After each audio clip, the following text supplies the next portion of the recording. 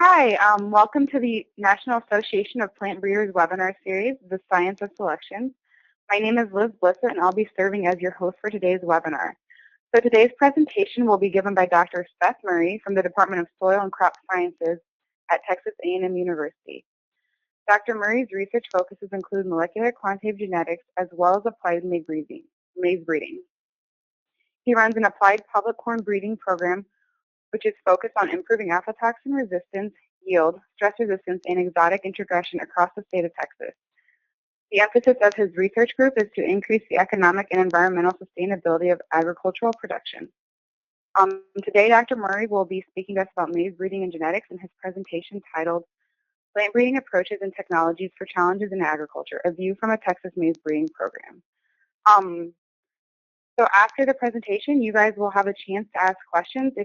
We'll get through as many questions as we have time through after the presentation in the question period, and I can now turn the presentation over to Dr. Murray. Well, thank you, Elizabeth. I have expanded the presentation a little bit from what I gave at the NAPB summer meeting, but I based it mainly on the NAP summer meeting talk I gave to discuss first about my research, or first about my breeding program, and then to cover some of the research projects and some of the other activities.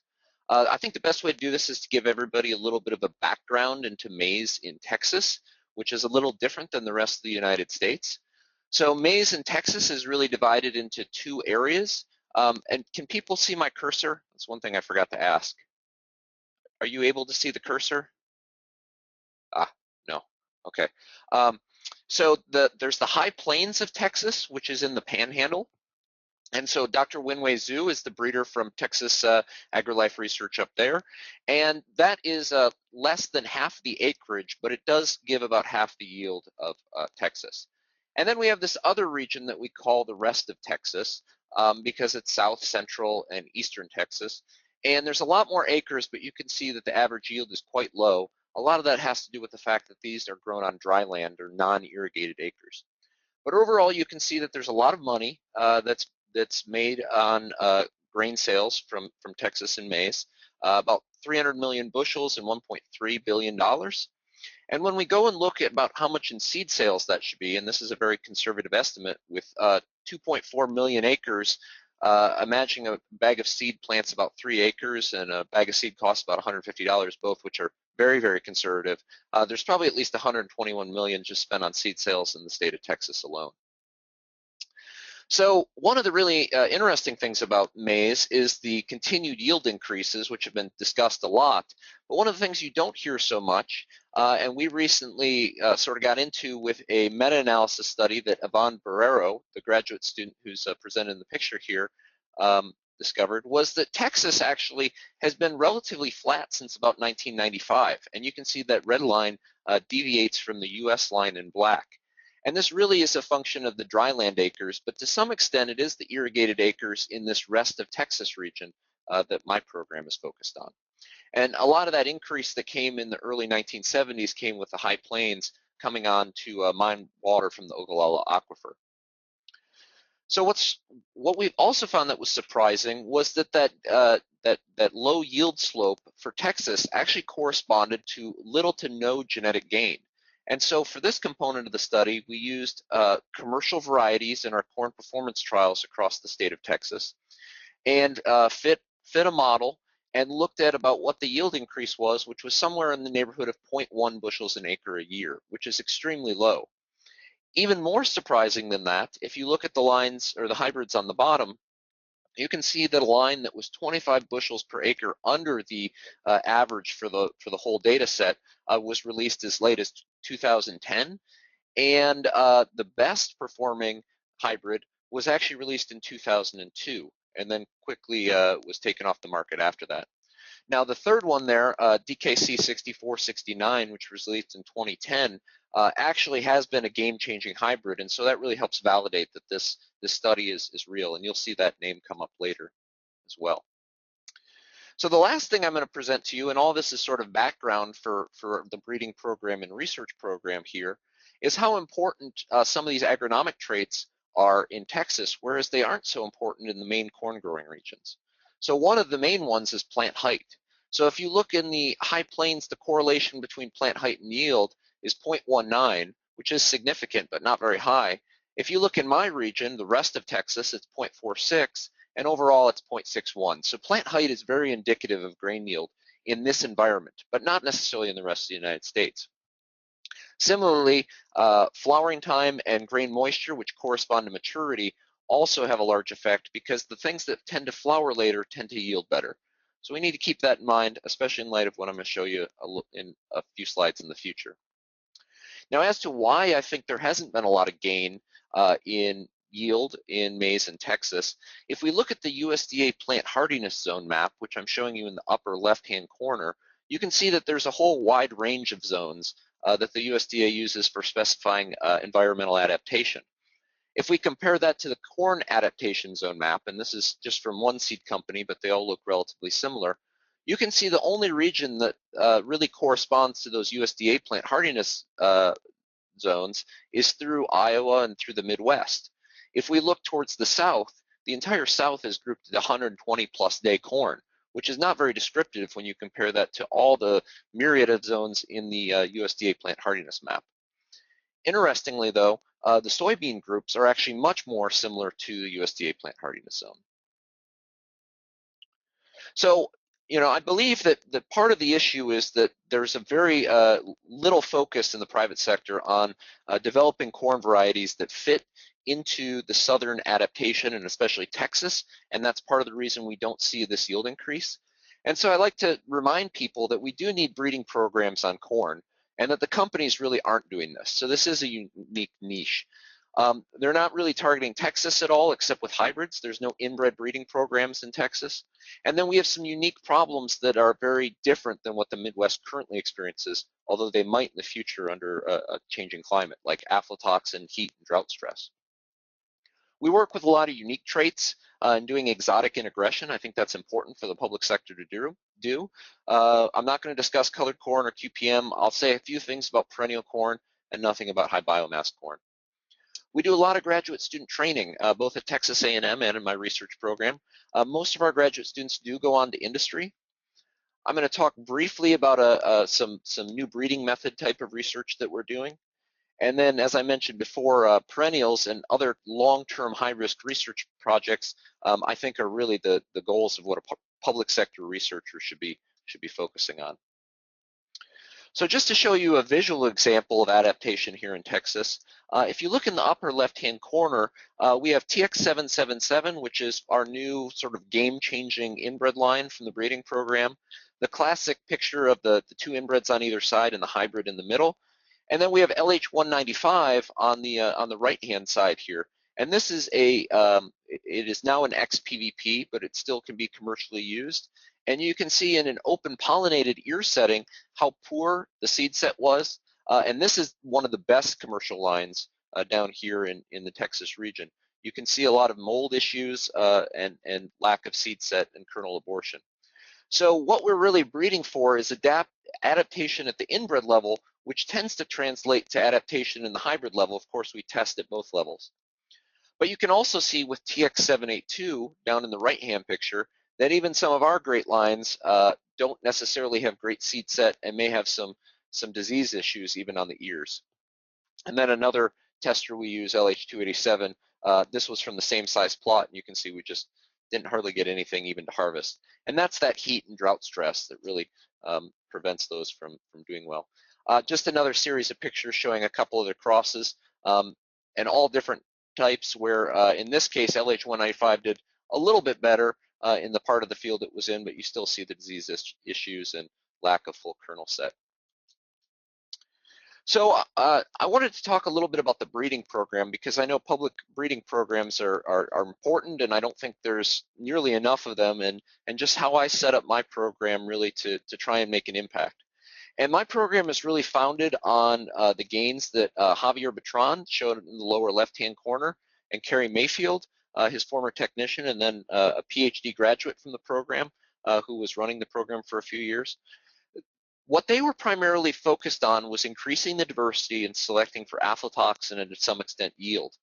And the way they did this was they made a lot of diverse crosses. So we probably have some of the most diverse material, I would suspect, maybe even in the world, that was founding our breeding program, thanks to Javier and Carrie. And they created a ridiculous number of inbred lines. I mean ridiculous in a good way. I think when I got here, there were probably close to 10,000 inbred lines. However, most of them had only been tested on a single stiff stalk and a single non-stiff stalk.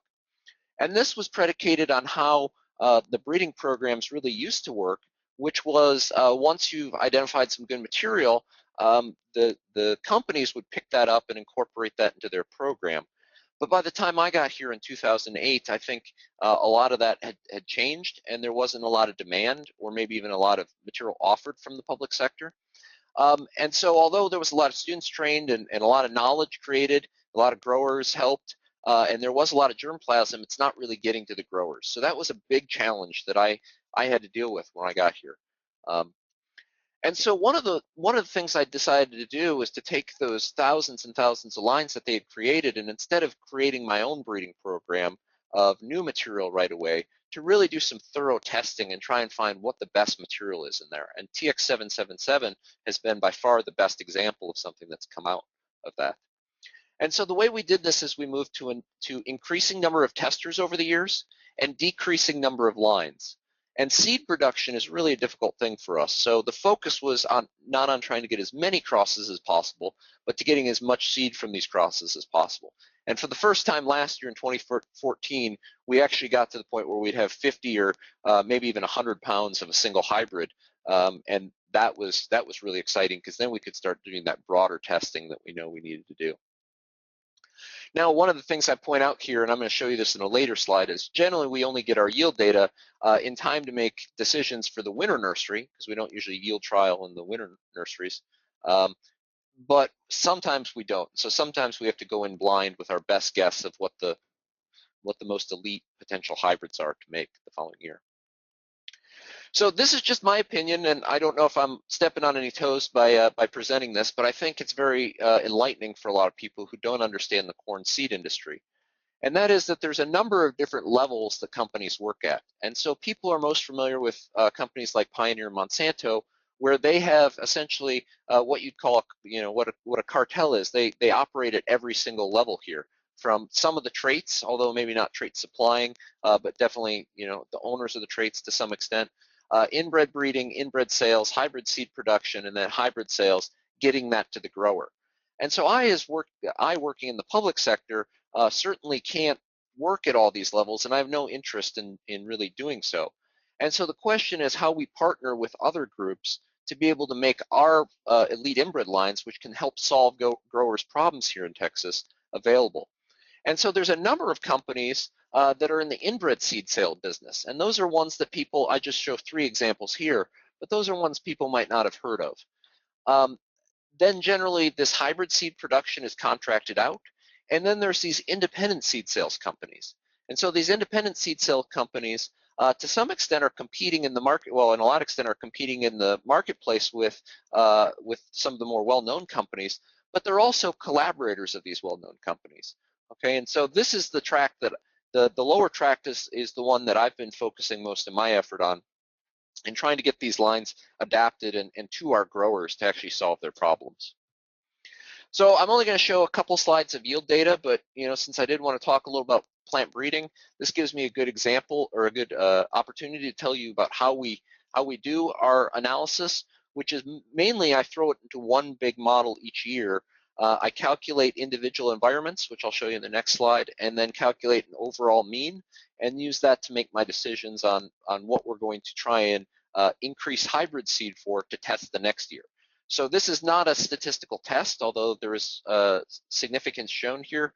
It's more of a test of, I have X amount of space in my nursery, and X amount of space for yield trials next year. What are the things that we think have the best opportunity to move forward, and let's push forward with those. And so what you'll see is in 2012, TX777 shows up on this stiff stalk as the top ranked hybrid. It also shows up on a non-stiff stalk in another heterotic group as one of the top hybrids. And then I'm showing you that there's some commercial hybrids from Texas companies and some commercial hybrids from national companies. And here's this line that I said, or hybrid that I said was really a game changer in our meta-analysis. And that's consistently been a game changer through every year that they've grown it over the last 4 or 5. That really was a substantial improvement for our growers.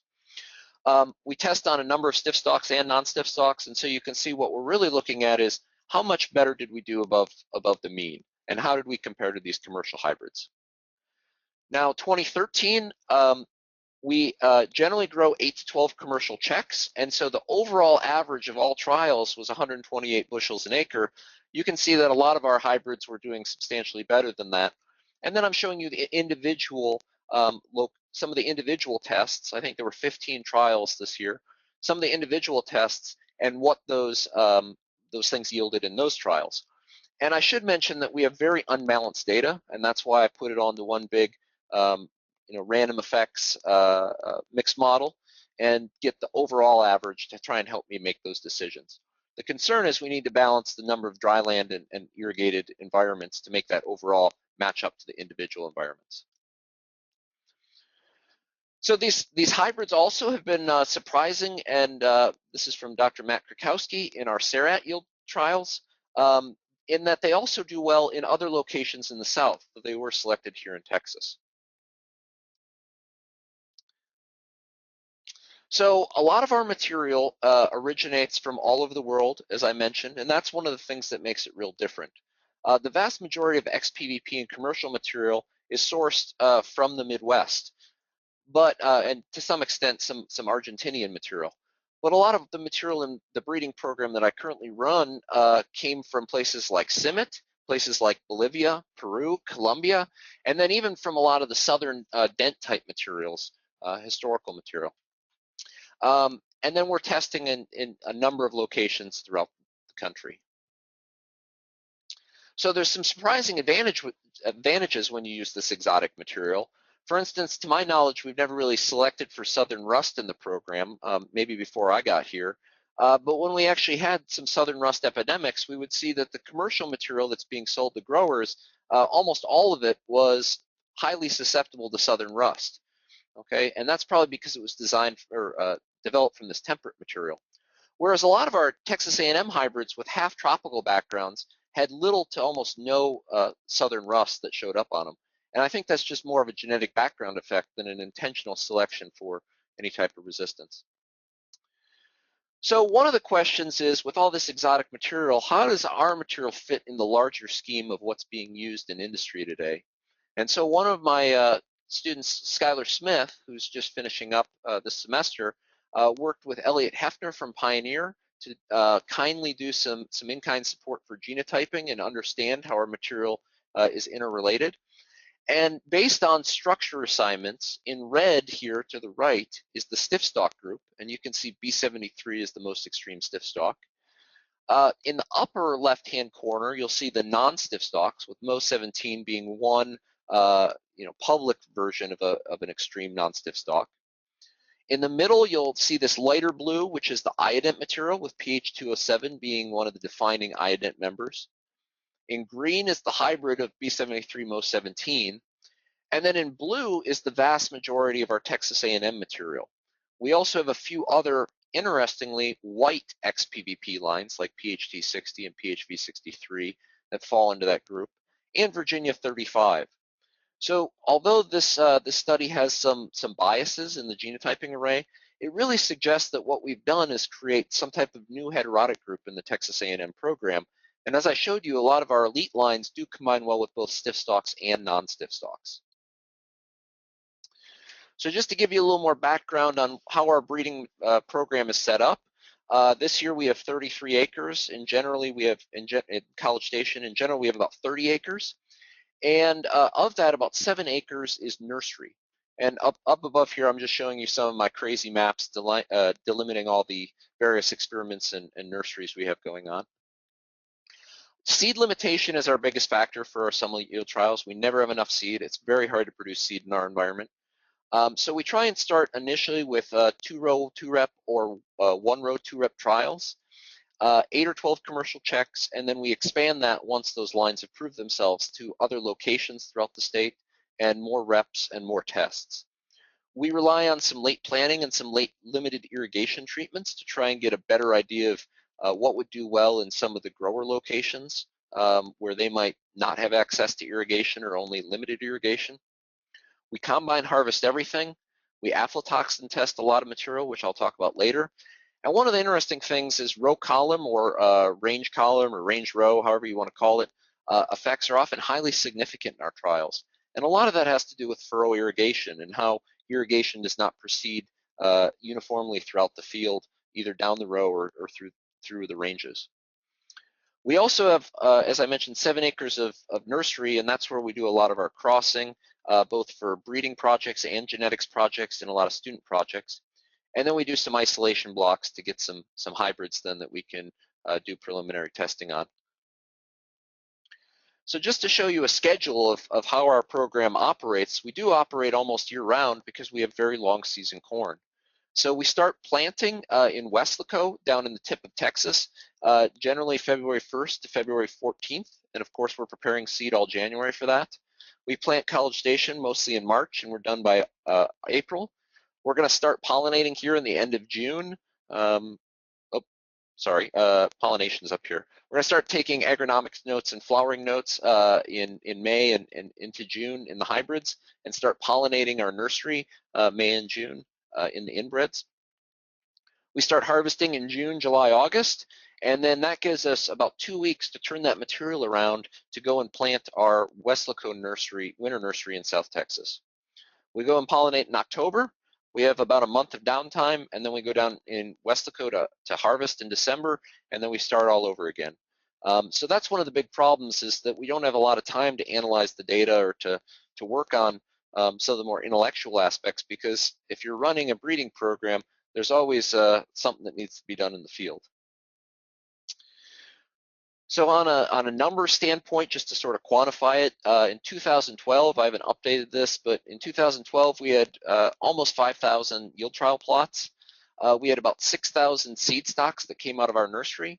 In our winter nursery, we had about another 3,500 seed stocks, and then we genotyped about 2,000 plants.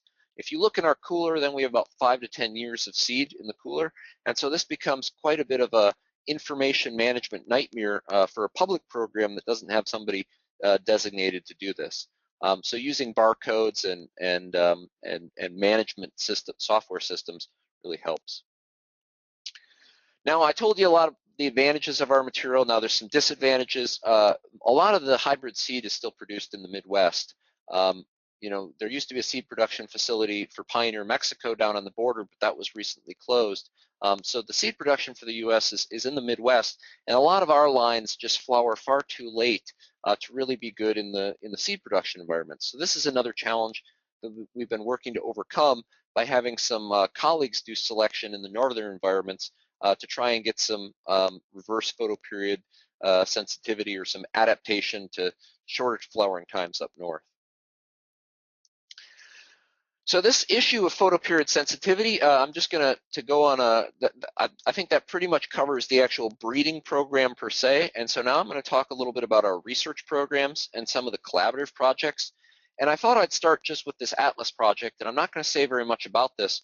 It's a very exciting experiment led by the PI Randy Weiser, where there's been a number of us in the public sector corn realm, USDA and universities, doing various selection schemes on populations throughout the United States to look at how plants respond to selection for adaptation in a local environment, and what additional effects that might have on phenotypes and the genome.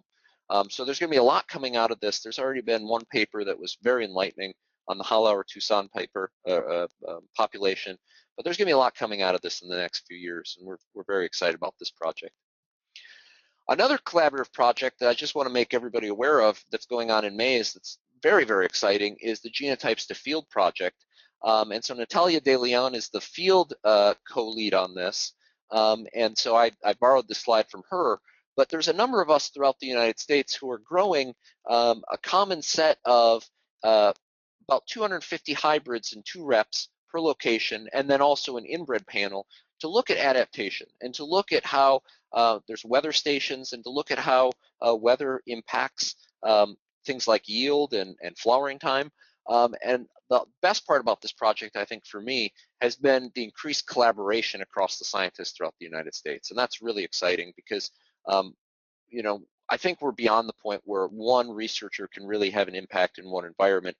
It's through these collaborative projects that we're really going to take maize and all crops to the next level. So having a good group of colleagues like this is really exciting. And then the last collaborative project I'm going to mention is the Southeast Regional Aflatoxin Trials. And I don't think very many people are probably aware of these.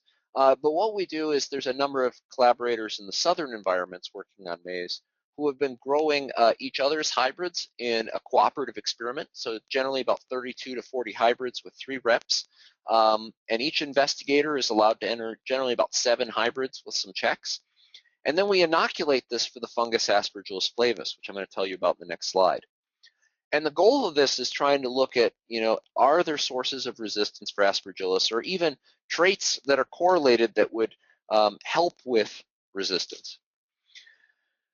So we were just funded to expand this project. We just finished our first year, both through Aflatoxin Mitigation Center of Excellence funds and USDA NIFA funds for inbred screening as a group, and also to do some breeding that's a little more coordinated and a meta-analysis of historical data, which Nancy's working on right now.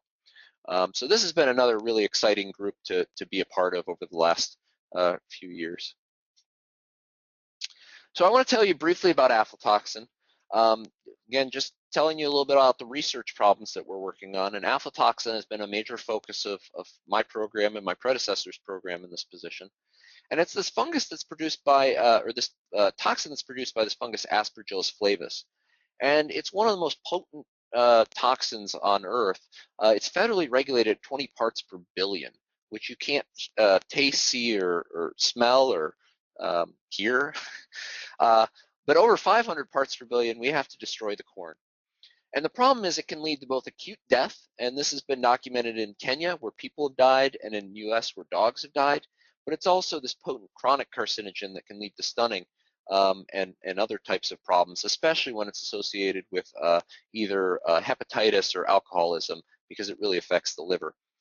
So we estimate that this causes about $14 to $250 million of loss, but that's in the US. And in the US, the producers pay most of the burden because we have this high regulatory system. Same thing in Europe. However, in the developing world, it's generally the consumers, or in some cases, if it's a subsistence farmer, the farmer that really are the people who lose from this, okay? And that's the sickness part. So it's really an important problem and not one very often talked about. I should mention that it doesn't affect sweet corn in the state that you would eat it as a fresh product because the moisture is too high. The fungus really grows in the corn as the corn's drying down. And so it's more of the tortilla products that have gone through unregulated channels that I'm certainly most concerned about. So like most traits, it's complex. I would say it's more complex than yield or drought because it incorporates a lot of the traits that yield and drought are also affected by. So we need this long husk coverage to prevent the spores from getting in there if possible. And that's exactly the opposite of what the Midwest wants, because the Midwest wants the corn to dry down quickly. So they want husks that are open and ears that stand up, whereas we want ears that droop and shed water. We also have some differences in maturity. We want later material that's better adapted to the environment. We want hard kernels, not soft dead kernels. The fungus just eats those up. Of course, we need earworm and drought tolerance like the rest of the United States does. And then we got to do this all on top of the many yield component traits that help us develop a corn that really yields well. And so it really becomes this tricky balancing act of, you know, how do you improve the aflatoxin without decreasing the yield? So we've come up with methods of doing this. Tom Isaacede has been a critical collaborator, as have the guys in Mississippi and Gary Odvody in developing methods for inoculating corn. So we spread sporulated kernels throughout the rows, and then we come through with the combine and take subsamples of that material and run Vicam immunoaffinity columns to measure the aflatoxin. We also have tried, we do a lot of Fourier transform near-infrared spectroscopy for looking at composition in grain, and we've tried this a lot with aflatoxin. So far, we haven't had any results that are really worth sharing with the audience. So the other ways that we're addressing aflatoxin are not just through testing, but actually through breeding. And so a really exciting component of the recently funded USDA project is to try and pyramid resistance along with other breeders and with Marilyn Warburton using some markers that have been previously identified between a number of different lines.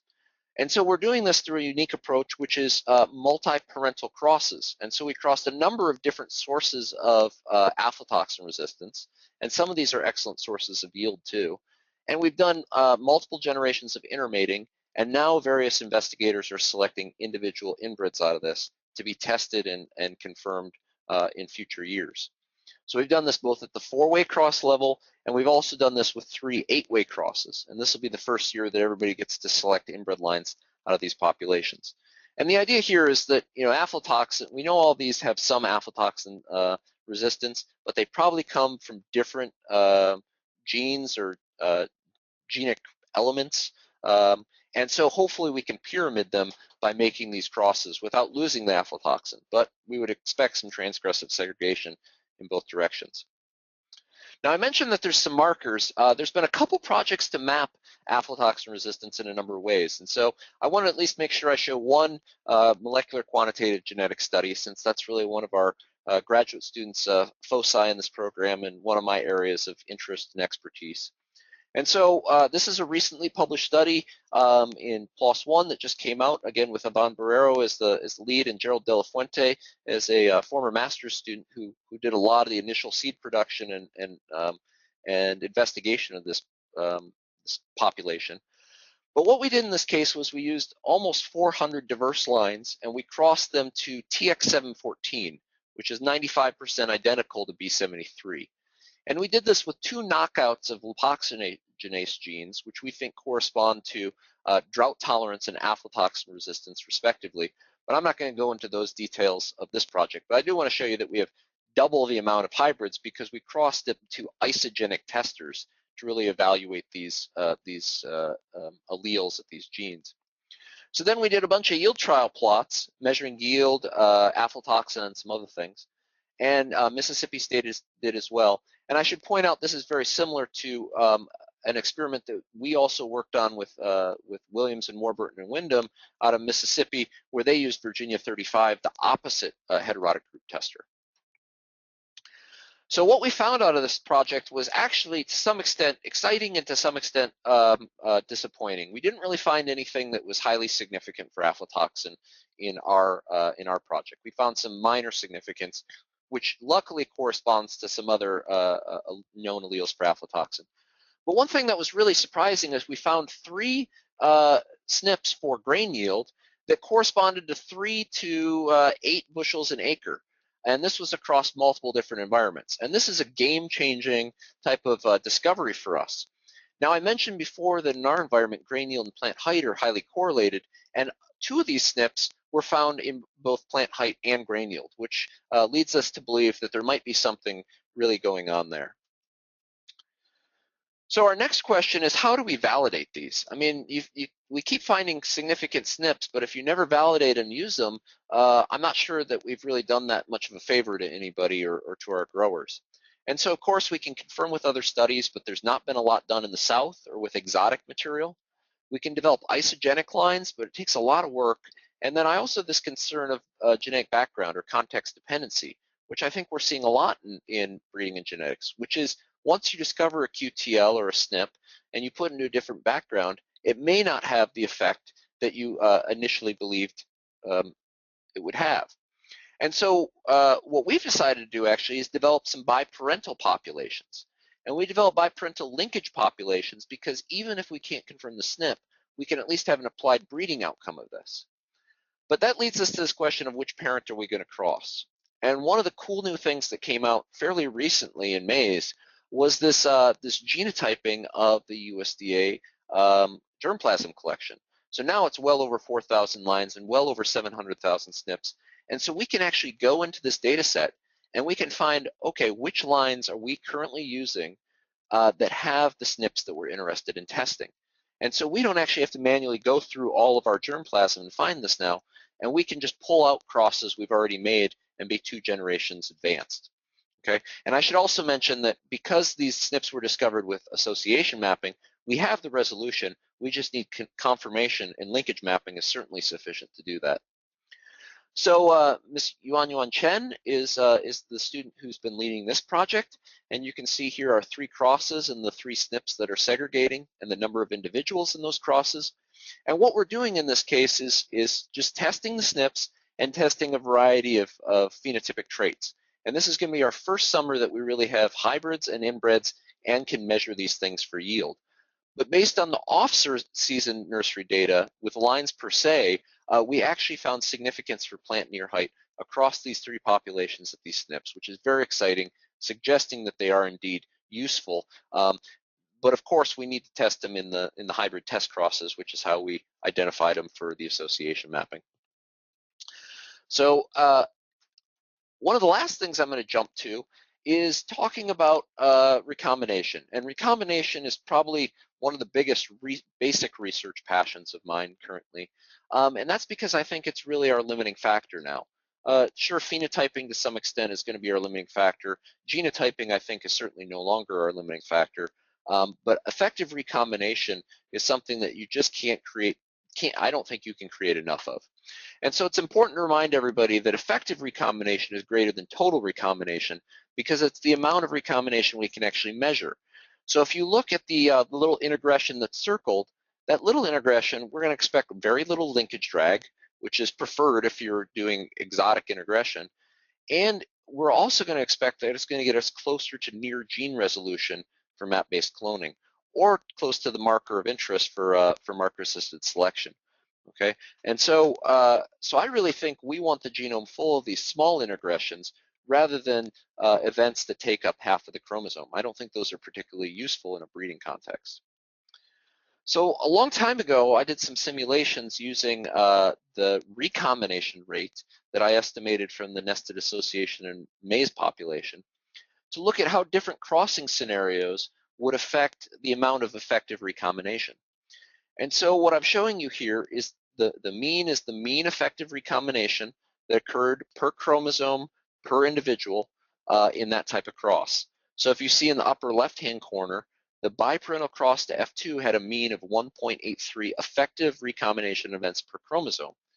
Now that translates in breeder's language into 0.92 per generation, because we want to maximize this per generation. Sure, we can maximize recombination by doing intermating for 60 generations, but that takes a lot of time.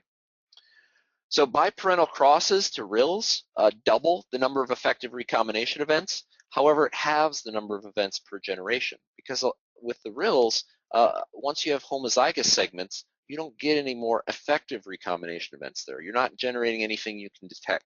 It's just ineffective recombination.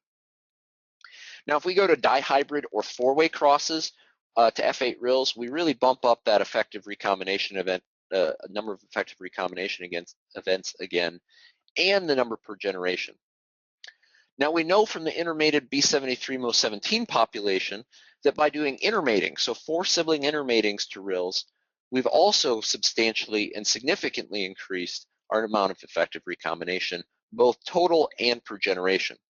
And so one of my thoughts was, well, let's take a 4-way cross and we'll do 3 generations of intermating and self it down to F8 RILs, and we see a real substantial and significant amount of effective recombination there. Okay, and there's a normal distribution of the amount of effective recombination. So there are chromosomes that we would expect nearly 30 effective recombination events in this scenario. So we wanted to experimentally validate this model, and so this is a collaborative project with Adam Mahan, who's now a breeder for AgReliant, and but was a PhD student with me until this last semester, and Dr. Patricia Klein, who's here at Texas A&M, a genomics expert. And so what we did is we made various crosses with 4 parents. So B73 oleic by a blue corn from our program. We made the hybrid and self those out to RILs. We made TX772 an aflatoxin resistant line to a different blue corn line in our program and self that down to F6 RILs. And then we made the 4-way or dihybrid cross and self that out to RILs. We have 117 of those.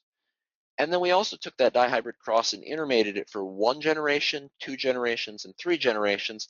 And for this 3 generations, we generated 515 recombinant inbred lines. So in total, we have over 1,200 recombinant inbred lines to test this model. Okay. Unfortunately, I can't show you the results of the recombination right now because of the difficulties that we have with current software for making genetic maps, and with problems with structural variation and non-collinearity, which is a very, very interesting and fascinating subject that I think we're only beginning to scratch the surface of. What I can show you is that we had 107,000 total markers. Only 44,000 of those were polymorphic in this cross, B73 by TX903. 73,000 were polymorphic in the other cross, but only 11,000 were polymorphic in both. Okay, which sounds like a lot of markers, but actually there's a lot of events we still detect with this many markers that we wouldn't with the standard number of markers that are used. Just showing you one of the challenges that we have is that TX903 and B73 are very similar. B73 is almost nearly identical to the reference sequence B73 Maize genome. And using this digital genotyping by sequencing, RAD-seq approach that Dr. Klein developed and Adam conducted in this study, it got it down to 0.004 cents per data point, approximately. So using this population, we have huge power to detect QTLs. And so using 899 observations, which is all the 4-parent individuals, and 130,000 SNPs, we were able to identify the yellow endosperm gene, which is a Mendelian trait, with a LOD score of 87, which is just about unheard of. Okay, and so this is a very, very powerful approach for detecting QTL, we believe, as well. I'm not going to show you any quantitative traits. I want to just focus on this example right here. So one of the questions we had is, well, what's the resolution and what's the accuracy, and how does this intermating and population size play into that? Well, if we look at this top table here, we can see that the confidence interval for all individuals that could be tested, okay, which was 1141, was 54 base pairs. So we were not only on the gene, but in the gene for our 1 lot confidence interval using an association mapping approach, because we can't develop a linkage map in this population yet, for this study. Now you see, even with 488 individuals in the 4-way cross, we are at 54 base pairs. Now if we compare that to our standard method of recombinant inbred line development, as you can see with the B73 by TX903 and TX772 by 906, we are within 747,000 base pairs, or 3 million base pairs, of the peak position as our confidence interval. Okay, and we improved that only slightly by doing the 4-way population. This is a little lower number of individuals, but we can see that individuals here played a strong and substantial role in our confidence interval distance. The other question we had is, well, all these populations are not equal in individuals, and so Adam subsampled individuals and tested those. And so this black line here shows the peak position of the yellow endosperm gene, and then the confidence interval, the peak position of the QTL detection or SNP detection, and then the confidence interval. And we can see with the 2-way cross here, with 121 individuals, the confidence interval did contain the gene. But when we subsampled things from the 4-way 3-SIB population, a number of these subsamples not only did not contain the gene in the confidence interval, the peak wasn't anywhere near it. So that was kind of disappointing, actually, and surprising. It really shows you the effect of using small population sizes, even for Mendelian traits. If we double that to 242 individuals and combine both 2-way populations, you can see the results are much better, but occasionally we still would miss the peak position for where this gene is located. And so I think we still have a lot to do with linkage mapping. I don't think linkage mapping is a failed discipline. And now that I've been a part of 3 association mapping studies and 3 or 4 linkage mapping studies, I actually think that linkage mapping is far more powerful and useful of a tool to the public sector than association mapping. And so these multi-parent populations are really probably the way that we're going to do that in the future. So just the last 3 slides, just to show you where I'm going and my long-term, I told you long-term high-risk projects. My long-term career goal is really to develop perennial polyculture lines and systems. And so that involves a substantial amount of breeding with wild species to integrate the perennial traits from those wild species. And so I'm showing you here a picture of a commercial hybrid, the perennial maize, Zeodiplo perennis, which is a diploid, the hybrid, which is an F1, and those are some F1 ears from that hybrid, and then some of the lines that we developed from those from that material. And since then, we've gone on to advance this material much further. You can see the phenotype of the perennial plant. It has a lot of tillers. It actually produces decent ears and decent seed. However, so far, we really haven't had all but a few lines that have actually overwintered in the field from these derived crosses, despite the fact the wild species always overwinters in the field. So we still have some more breeding work to do. Now, some other exciting traits that come out of this, and I really love showing this photo, is from our winter nursery in 2013. Here's the wild species, and you see those healthy, actively regrowing roots. You look at Zea maize, the domesticated species, and its senesced. It's all died. It's no longer providing any ecosystem services, but it does produce a lot of grain and a lot of yield. Now, with these perennial crosses, we still see some active growth. We see more biomass. We see active root growth, and the yield just isn't quite there, and it's not overwintering yet. So this is really, really exciting. Now, the last thing I'm going to talk about is, because I'm interested in developing perennial polyculture systems from an environmental standpoint, is this idea of cycling of gametes in vitro. And Stephen Anderson, I'm showing his picture here because we actually he's actually working on this as part of his master's thesis. I want to walk everybody through this real briefly. Again, my last part of my talk here. And the idea here is, if we have 2 parents and we can put them in tissue culture, there was recently a paper in mouse where they were able to induce gametes, that is sperm and egg. And we know we can fertilize those in vitro. We can do in vitro fertilization in plants.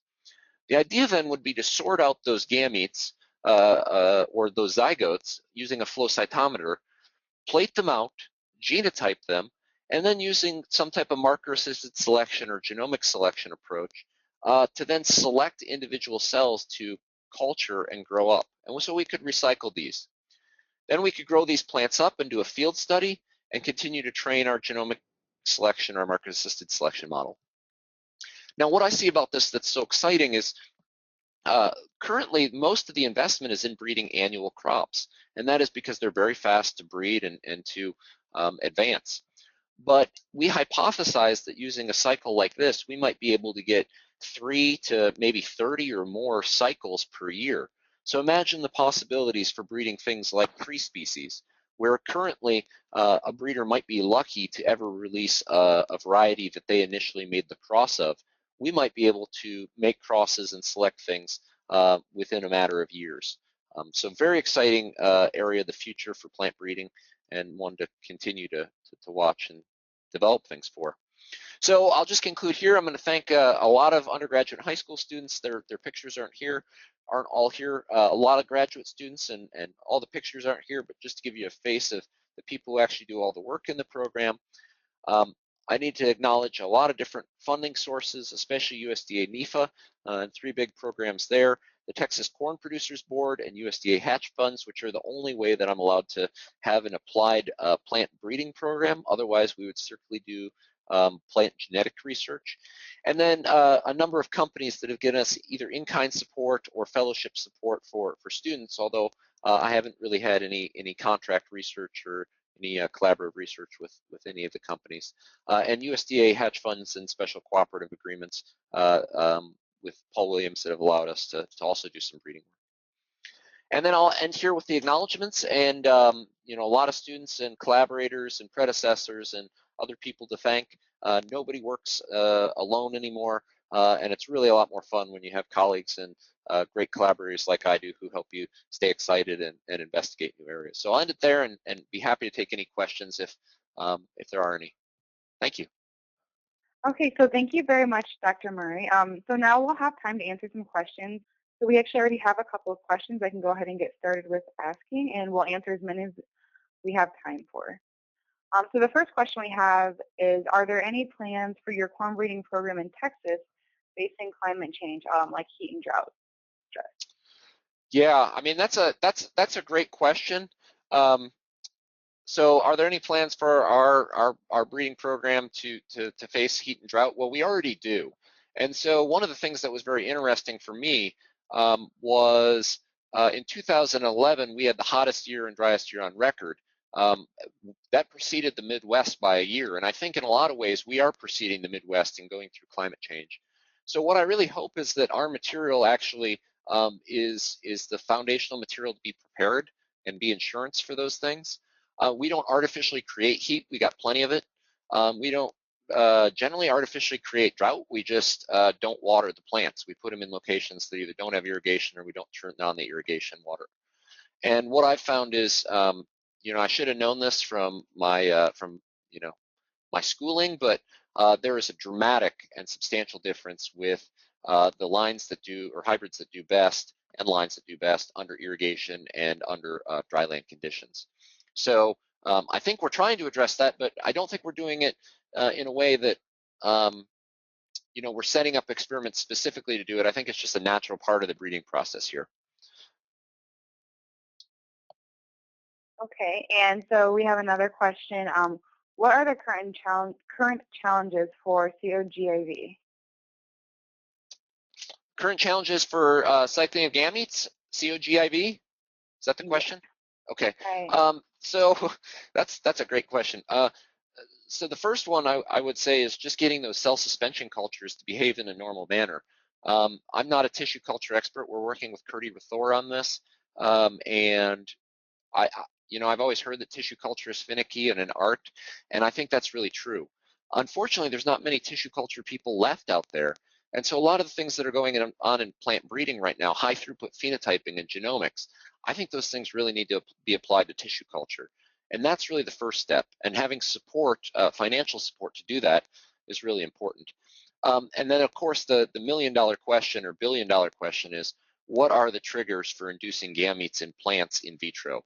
And we have no idea what the answer to that is. We've started proposing some ways to address that question, but haven't made any progress so far. So just getting the cell culture lines to test that is our first step and what we're working on. I suspect, based on the number of questions I've had from companies, they wanted to know if I had any IP on it. When I said no, they said thank you and sort of hung up the phone. So I suspect a lot of companies are probably working on developing these systems too. Okay. So we have a question regarding testing hybrids in tropical environments. But did you want to go? This is to the person asking the question. Did you want to go ahead and state that question? It just says they're following our presentation from Colombia, and they have a question regarding testing hybrids in tropical environments. I can't see any questions, so. No, for that's all that they asked. So I thought they might want to elaborate upon that question. But for now, one person has asked, what about the IP from an intellectual ventures for the cycling of gametes? Is that related? To my understanding, I mean, we published a paper on it, and I think we've looked into IP protection on it, and I think everybody said, you need to demonstrate it first. And so I don't think anybody's demonstrated it. So I don't know if Intellectual Ventures, two of the authors were from Intellectual Ventures. I don't know if they pursued any type of protection on that. If they did, I'm not really aware of it. So maybe somebody else can speak better to that. Good question. Don't know. Okay. So what tester are you planning to use to validate the SNPs for the plant height yield study? Great question. What tester are we planning on using? So the tester we are using is the same tester we used for discovery. So because of the issues with context dependency or background epistasis, where a SNP or QTL in one genetic background may not be expressed, or may in some cases even have the opposite additive or dominance effect in a different genetic background, we thought it was critical that we use the same tester that the SNP was discovered in. And so what we're using is TX714. I think it's publicly available. It's out of it's my predecessor's line here in this breeding program, and Cynthia Romay in her paper showed it's one of the lines that's 97.5% identical to B73. So the tester is basically B73. It's just a tester that's more adapted to Texas than B73 is. B73 does pretty miserably here. Okay, and another question about the cycling of the gametes. Would you expect cycling of gametes as the trigger for transforming perennial crops towards F1 hybrid breeding systems and genomic selection systems? Yes. Well, yes and no. I think if you're talking about perennial crops as a whole, yes, I think it would be an excellent, for something like pecans or oak trees or any type of tree species or any long-lived herbaceous crops, then yeah, I think those crops that there's not much known about, it could be a trigger. But for something like perennial corn or perennial sorghum, I think I feel like what I've seen in my fields, we're close enough that it probably isn't going to be necessary to go to that type of extreme. I mean, we make a lot of progress just with traditional crossing, exotic crossing and selection. So, yeah, I think it's going to trigger new species to be able to be used. That's the exciting part to me.